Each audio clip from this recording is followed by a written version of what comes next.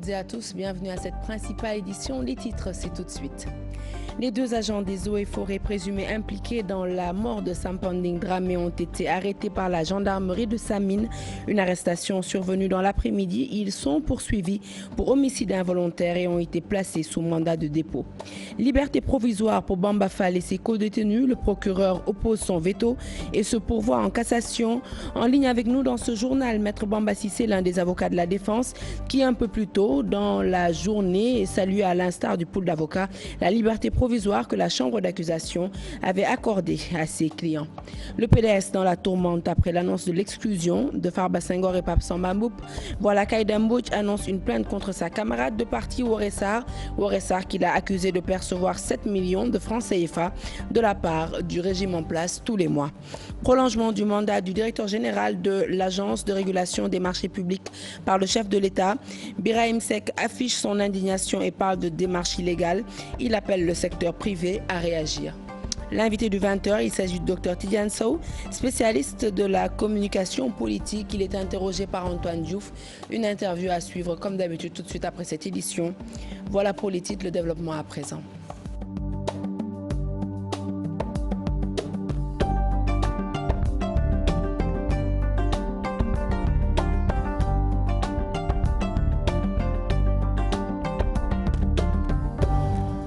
Bonsoir à tous. Un journal que nous ouvrons tout de suite avec les deux agents des eaux et forêts présumés impliqués dans la mort de Sampanding Dramé. Ils ont été finalement arrêtés par la brigade de gendarmerie de Samine.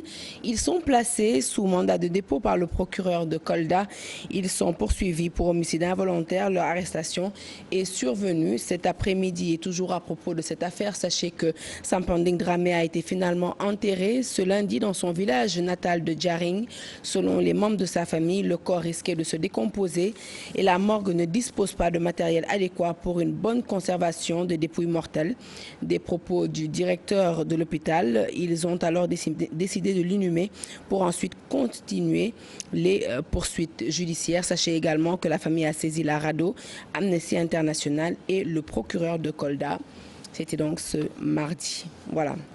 Je l'ai annoncé tout à l'heure en titre, Bamba Fall, liberté provisoire ce matin donc pour Bamba Fall et ses co-détenus par la chambre d'accusation, mais on va dire coup de théâtre dans l'après-midi avec le procureur qui oppose son veto et se pourvoit en cassation. Alors en ligne avec nous tout de suite, Maître Bamba Cissé, l'un des avocats de la défense. Maître Bamba, bonsoir.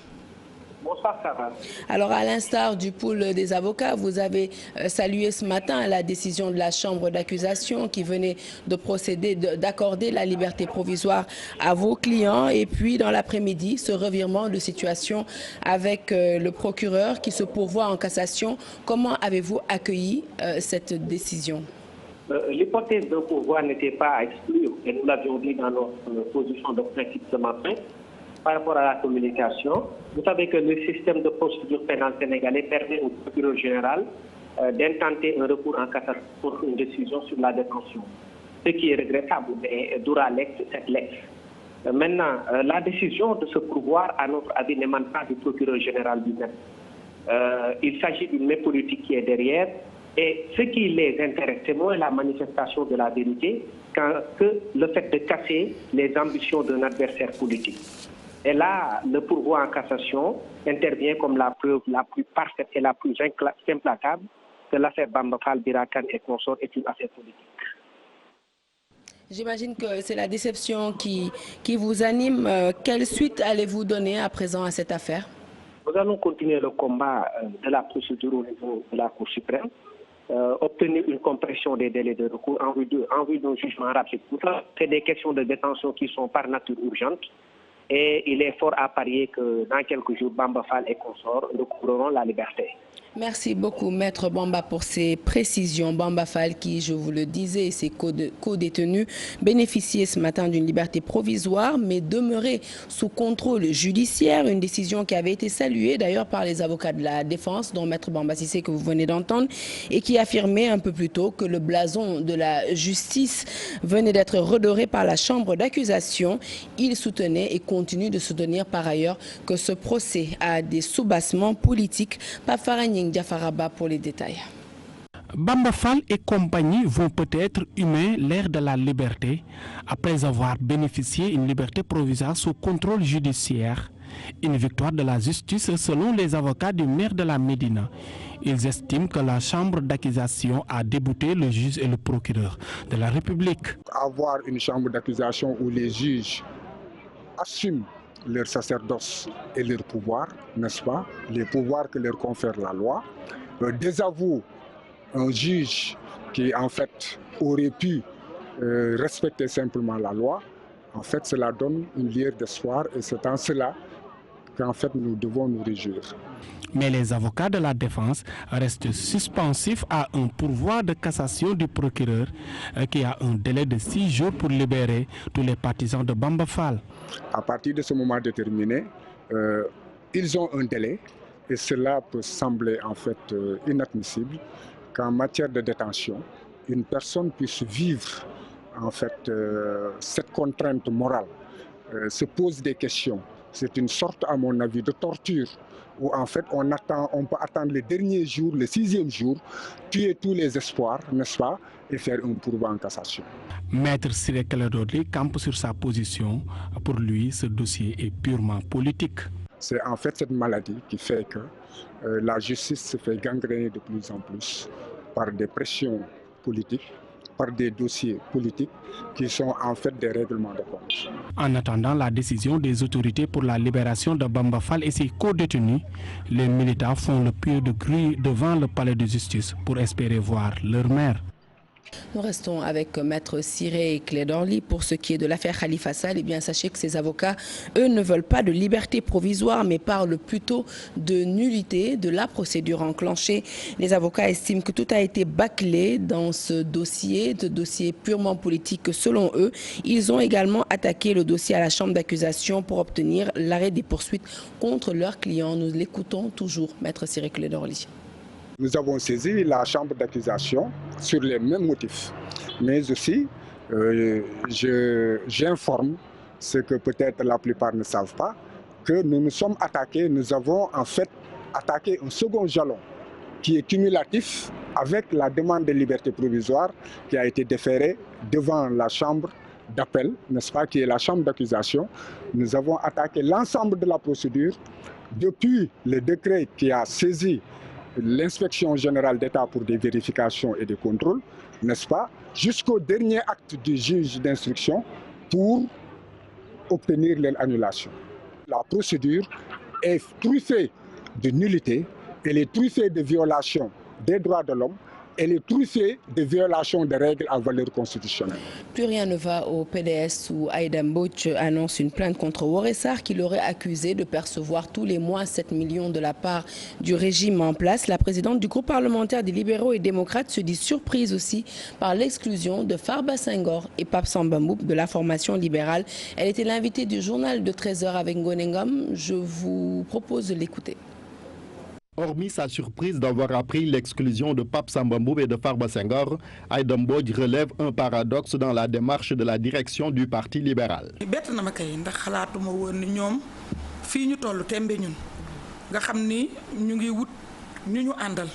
Je suis vraiment surprise par cette décision, car si le PDS peut s'allier aujourd'hui avec des partis qui ont travaillé à notre perte du pouvoir, qui nous ont diabolisés, si on peut les pardonner maintenant, pourquoi pas le faire avec Pape Samba Mboup et Farba Senghor?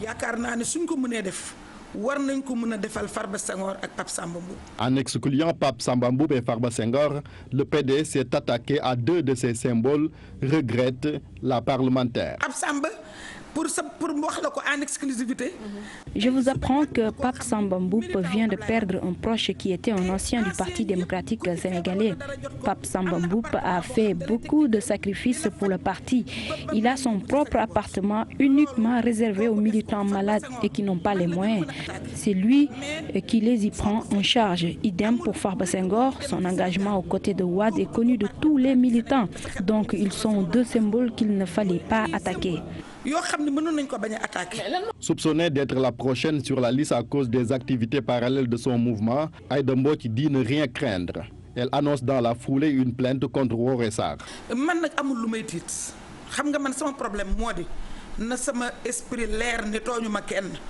Moi, je n'ai rien à craindre. Je suis persuadée que je n'ai rien fait à personne. Ce qui me fait mal dans le parti, c'est qu'aujourd'hui, la calomnie et la médisance ont pris des proportions inquiétantes. Mais ça, on va le régler, car quand vous accusez une personne sans preuve, la justice est là pour trancher. C'est vraiment gênant dans un parti qui regroupe des frères et sœurs. Pour les accusations de Woré Sarr, je vais porter plainte contre elle, car ce sont des accusations très graves.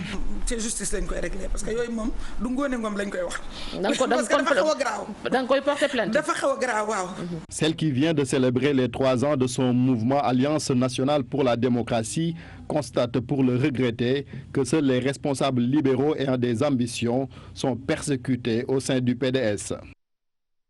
Et avec ces exclusions de Farba Senghor, Pape Samba Mboup et les nombreuses défections, légitime de se poser cette question: quel avenir pour le PDS? La formation politique de Maître Wade semble s'effriter au fil du temps. Le parti est au bord de l'implosion et depuis la perte du pouvoir, l'union semble utopique au sein du navire bleu. Le récit est signé Ibrahim Akana. Le PDS continue de naviguer en eau trouble. Depuis la chute de Maître Wade en 2012, les guerres de positionnement, mouvements de contestation et exclusion semblent rythmer le quotidien du parti. La dernière en date, l'exclusion hier de Farba Senghor et de Pape Samba Mboup du PDS par le secrétariat national du parti pour avoir posé des actes d'indiscipline au sein de la formation selon la structure. Exclusion qui vient rallonger la liste de responsables déjà bannis du parti. En 2015, Modou Diagne Fada, pur produit du pape du Sopi, est exclu du parti pour avoir osé réclamer une restructuration des instances du PDS.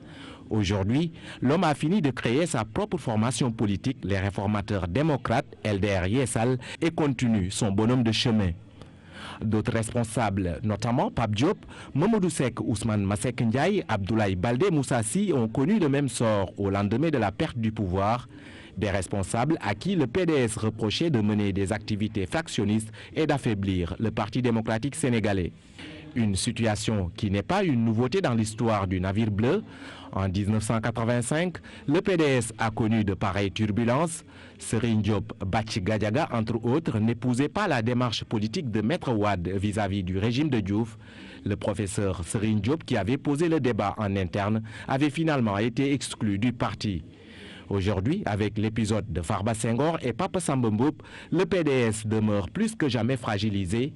À quelques mois des élections législatives, la formation politique de Maître Wade risque d'aller à la conquête des suffrages en ordre dispersé. Outre les exclusions de responsables, plusieurs défections sont notées également, entre autres Souleymane Ndéné Ndiaye, Aliou Sow, sans oublier les responsables tels que Serigne Mbacké Ndiaye et Habib Sy qui ont préféré créer des courants au sein du Parti démocratique sénégalais, ce malgré le désaccord du comité directeur du parti. Une situation qui amène des observateurs avertis de la scène politique à dire que le parti risque de tomber dans le précipice si Maître Wade n'y prend pas garde. Ibrahim Akane, merci. Les cas d'exclusion au Parti démocratique sénégalais ne datent pas d'aujourd'hui. Selon Serigne Mbacké Ndiaye, ancien du PDS, selon lui, les premiers exclus remontent déjà aux années 70. Et cette crise n'est rien d'autre qu'un conflit entre deux idéologies. Toutefois, Serigne Mbacké Ndiaye pense qu'il est difficile, voire impossible, de remplacer Maître Abdoulaye Wade et faire l'unanimité au sein du parti. Je vous propose de l'écouter dans ce reportage de Pape Faraning et Diafaraba. On ne peut pas demander les retrouvailles de la grande famille libérale et se réjouir de la dislocation à laquelle nous sommes aujourd'hui au niveau du Parti démocratique sénégalais. Et comme vous l'avez dit, ça ne date pas d'aujourd'hui malheureusement. Si ma mémoire est bonne, encore bonne, les premières exclusions du PDS, c'était depuis les années 76, 77, 76 d'ailleurs, 75 ou 76, avec le doyen Beylawan qui avait été exclu à l'époque. Il y a eu beaucoup de cas qui sont arrivés. Il y a eu le cas de Mamadou Fall Puritain à un moment donné. Ensuite, en 85, on a eu des exclusions, le groupe de jeunes que nous étions. À la tête de ce groupe-là, on avait par exemple le professeur Serigne Diop. Après analyse, qu'il y a aujourd'hui une confrontation entre deux lignes dans le parti. Ceux qui sont du PDS originel, qui sont, comme je le dis, des libéraux purs et durs, et d'autres qui sont dirigés par un groupe de marxistes-léninistes. Il n'est pas facile de remplacer un leader comme Abdoulaye Wade, qui a son charisme, qui avait sa manière de faire, qui avait ses méthodes et qui avait l'avantage d'avoir une progéniture autour de lui. Serine Bakendiaï, donc secrétaire général du parti Convergence libérale patriotique que vous venez d'entendre au micro de Pape Faraning, et Jafar Abba. Autre malaise, cette fois-ci pas au PDS mais au sein du FSDBJ de Cheikh Bamba Dièye, un parti dont la légitimité est remise en cause par Ndaye Dieynaba Bandiaye. La seule députée que compte cette formation politique dénonce la gestion solitaire de Bamba Dièye. Elle exige la tenue d'un congrès et réaffirme son ancrage dans Benno Bokk Yakaar. La voici au micro de Khady Attala. Depuis 2002, quand Cheikh Bamba Dièye a été élu à la tête du FSDBJ, jamais un congrès n'a été tenu. Je ne dirais pas un congrès de renouvellement, parce que le seul poste qu'on va renouveler, c'est le poste de secrétaire général. Mais un poste même, un renouvellement, un congrès même de création de structure. Parce qu'aucune structure n'existe au sein du FSDBJ. Le parti est devenu comme un patrimoine familial pour lui. Il a fait sa propre chose. Donc il est temps que cela cesse. C'est pourquoi nous avons fait un appel à tous les militants pour qu'ils viennent, pour qu'on renifie quand même, qu'on mette en place une nouvelle dynamique pour essayer de redonner au parti son image d'antan. Parce que nous réaffirmons notre ancrage dans Benno Bokk Yakaar. Je dis que si M. Cheikh Bamba Dièye a démissionné de la coalition, il l'a fait à son nom propre. Parce qu'il n'a pas demandé l'aval des militants du parti. Il se pose même le problème de la légitimité ou de la légalité du poste de secrétaire général. Moi je dis qu'il n'a même plus le droit de parler au nom du FSDBJ. Parce que nous avons attendu en vain qu'un congrès se tienne pour qu'on puisse redéfinir les fonctions et les rôles. Cela n'a pas été. Nous avons décidé de prendre le taureau par les cornes. Nous allons vers un congrès et nous avons l'aval de tous les militants et militantes du parti qui ont gelé leurs activités parce qu'ils ne se voyaient plus dans la ligne, dans la dynamique politique que Cheikh Bamba Dièye était en train de dérouler. Actualité politique toujours, la bataille fait rage au sein de Pikine. Le poste de la défunte Fatoumata Mactar Ndiaye est lorgné par de nombreuses militantes. Une attitude qui n'honore point le parti présidentiel selon le maire de Yeumbeul Daouda Ndiaye. De son côté, le coordonnateur départemental de l'APR de Pikine, Abdoulaye Timbo, précise qu'aucune coordinatrice départementale n'est désignée pour l'heure. Salif Sow, Asmalik Diop, reportage. Les incidents survenus vendredi dernier entre femmes APR à Pékin ne laissent point indifférent leur coordonnateur départemental. Selon le maire de la ville, le poste de coordonnatrice départementale des femmes APR est toujours vacant 4 mois après l'assassinat de Fatoumata Mactar Ndiaye. Cette dernière a été tuée par son chauffeur. Je ne suis pas encore au courant d'une nouvelle présidente des femmes au niveau du département de Pékin. Celle qu'il était, malheureusement, nous tous nous avons vu ce qui s'est passé, ce que nous regrettons énormément et nous prions d'ailleurs pour le repos de son âme. Le moment venu, celle qui va remplacer Fatoumata Mactar Ndiaye dans ce département va être désignée et puis par l'ensemble des femmes du département. Le maire de Yeumbeul Nord embouche la même trompette. Les querelles de positionnement déshonorent Pikine. Ce qui est déplorable, c'est ce qui s'est passé la dernière fois concernant l'Assemblée générale des femmes. Par respect à la mémoire de Mme Fatoumata Mactar, il est quand même un peu prématuré que des querelles de positionnement concernant son remplacement posent un problème dans le département de Pikine. C'est vraiment déplorable, c'est pitoyable et lamentable. Que ce soit elle ou quelqu'un d'autre, il est prématuré de battre campagne pour remplacer Fatoumata Mactar.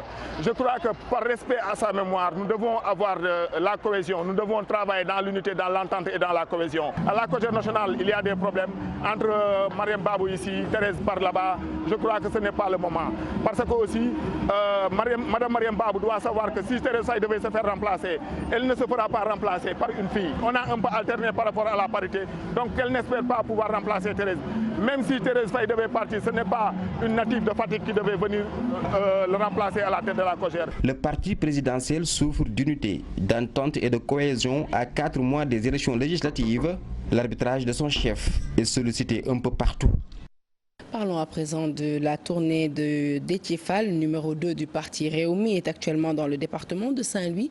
Il a tiré un bilan sombre des 5 ans de Macky Sall à la tête du pays. Selon lui, le chef de l'État a lamentablement échoué sur tous les plans. Nous l'écoutons au micro de Seynou Diop. Il a fait 5 ans et il a lamentablement échoué. Et il continue à se pavaner ci biir àdduna bi. Tey nga dégg ko Suisse, suba nga dégg ko France. En moins de 2 ans et demi, de 3,2% du taux de chômage. Pour quelqu'un qui a mis dans son PSE qu'il allait donner 100 000 à 150 000 emplois décents par an. Et on nous parle d'émergence, de l'incompétence émergente. Oui. Voilà le président Macky Sall. Mais sincèrement, ce que nous retenons, c'est que le président Macky Sall a lamentablement échoué sur tous les plans.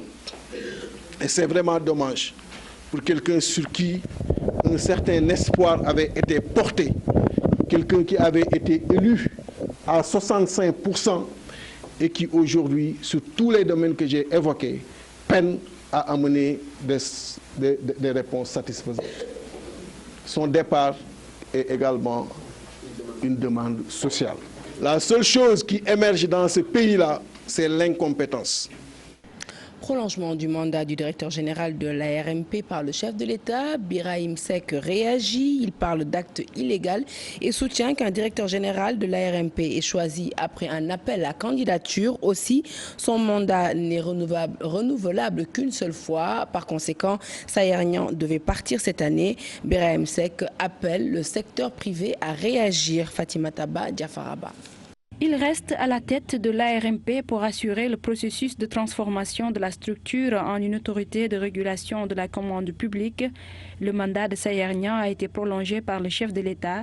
Birahim Seck parle d'acte illégal. Décret 2007-546 du 25 avril 2007 portant organisation et fonctionnement de l'ARMP. L'article 24 précisément dit que le directeur général de l'ARMP est choisi suite à un appel à concurrence, soit un appel d'offres, et qu'il a un mandat de 3 ans, une fois renouvelable.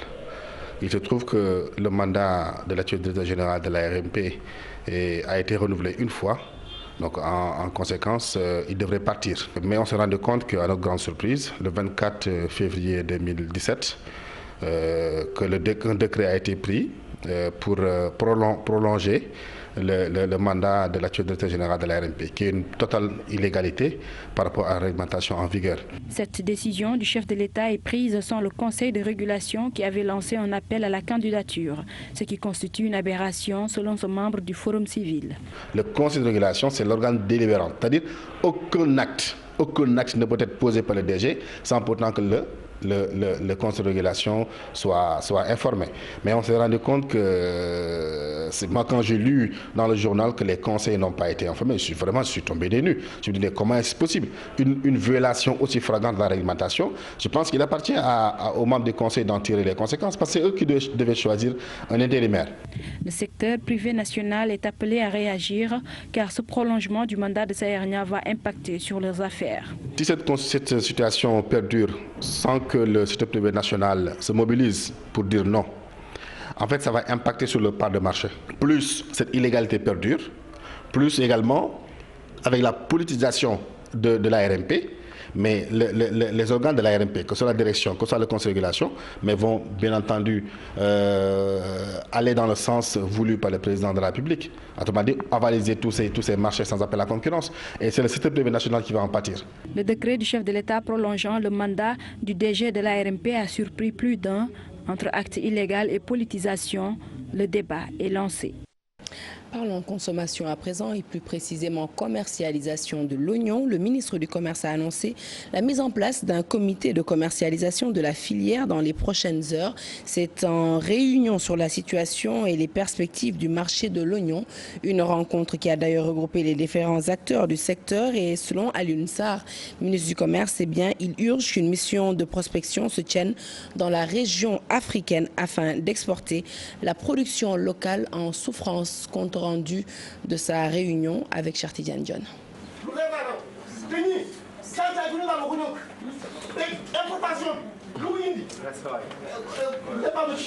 Trop emporté car l'attente est jugée longue, il voit sa production pourrir entre ses mains, son espoir fond comme beurre au soleil, c'est la mort dans l'âme pour lui.